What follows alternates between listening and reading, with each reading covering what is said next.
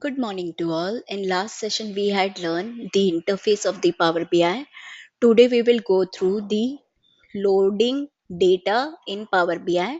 Now, to load data, you can load data from here.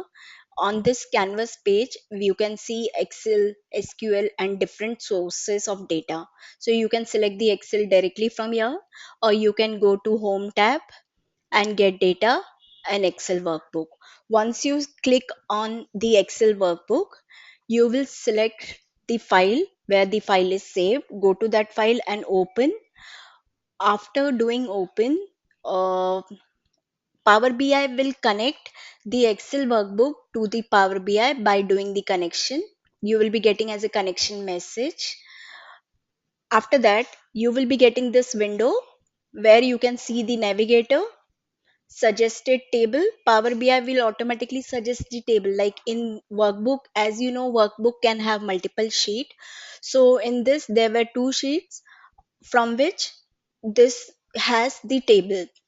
So that's the reason Power BI suggested you can open this tab.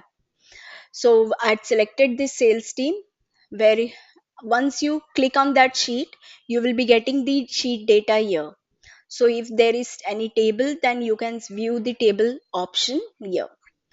Then after that, you can see load data, transfer data, and cancel. If you click on load data, it will load all the data from the sheet to the Power BI report tab. Okay. Transfer data, if you want to filter, if you want to sort, or if you want to clean that data, then you can click under transfer, and then after that you can load. And cancel will close this window.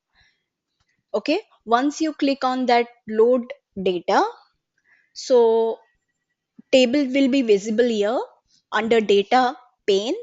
If you click the data pane, if you expand this, you can see the table on data pane.